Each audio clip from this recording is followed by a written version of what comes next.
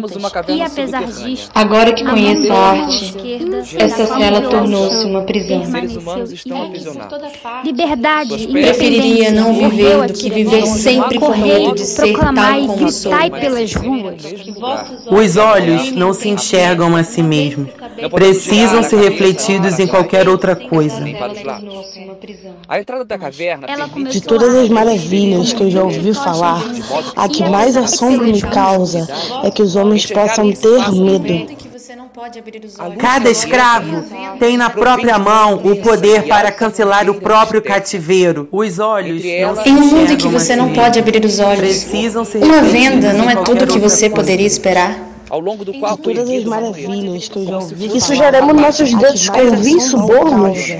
Venderíamos o poderoso território de nossas amplas honras por um pouco de lama dourada, que é facilmente contido dentro da mão, e sujaremos nossos dedos. levantou a mão esquerda, da qual brotaram chamas. Ela começou a arder, como 20 tochas juntas, e apesar disto, a mão dele, insensível ao fogo, permaneceu ilesa. Mas sem poderem ver as É que por toda parte Ela blasfemos começou a teres no espelho, 20 que tochas vossos olhos levantou a reflitam mão os cultos esquerda, méritos, da porque qual pudestes brotaram ver a chamas. própria sombra. Insensível ao Ouvi-me fogo, atento, permaneceu uma vez que sabeis ser impossível aos Liberdade, próximos independência, ver sem morreu usar a um reflexo tirania. qualquer. Correi, proclamai liberdade, independência, morreu a tirania.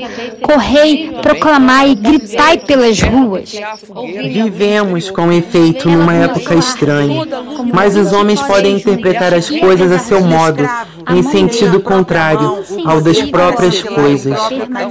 Somos um povo moribundo, que vivemos acorrentados por esse sistema que nos oprime a permanecer cativos. Gritai pelas ruas.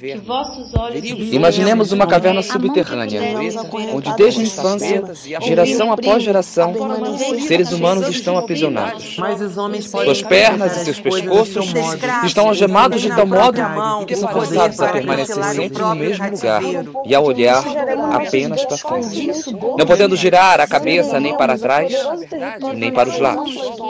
A entrada da caverna permite que alguma luz exterior ali penetre, de modo que se possa, na semi-obscuridade, enxergar o que se passa no interior.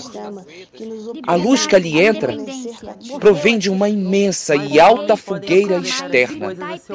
Entre ela e os prisioneiros no exterior, portanto, há um caminho ascendente, ao longo do qual foi erguida uma mureta, como se fosse a parte fronteira de um palco de marionetes. Ao longo dessa mureta-palco, homens transportam estatuetas de todo tipo, com figuras de seres humanos, animais e todas as coisas.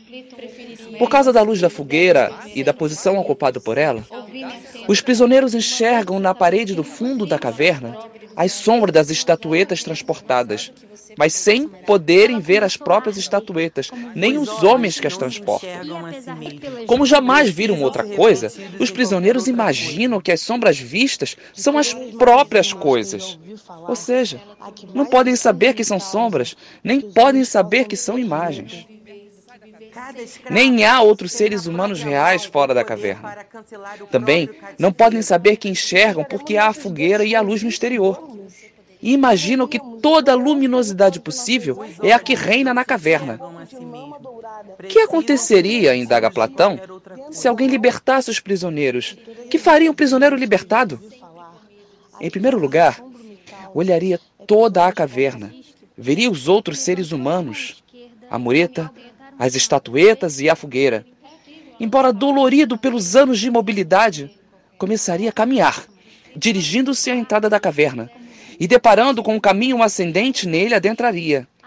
No primeiro momento, ficaria completamente cego, pois a fogueira, na verdade, é a luz do sol, e ele ficaria inteiramente ofuscado por ela.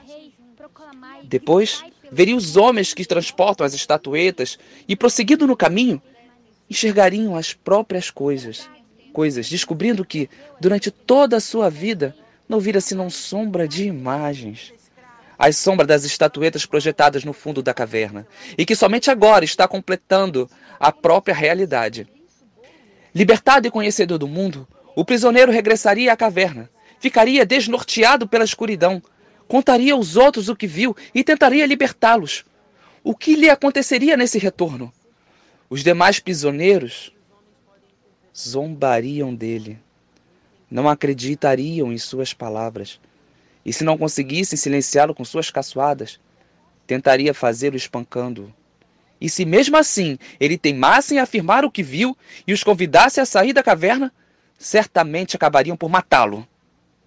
Mas, quem sabe, alguns poderiam vi-lo e, contra a vontade dos demais, também decidissem sair da caverna rumo à realidade. O que é a caverna? O mundo em que vivemos. O que são a sombra das estatuetas? As coisas materiais e sensoriais que percebemos. Quem é o prisioneiro que se liberta e sai da caverna? O filósofo. O que é a luz exterior do sol? A luz da verdade. O que é o mundo exterior? O mundo das ideias verdadeiras ou da verdadeira realidade.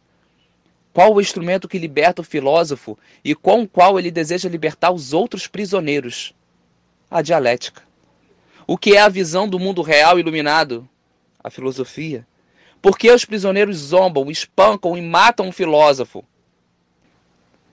Porque imagina que o mundo sensível é o mundo real e o único, verdadeiro. Verdadeiro.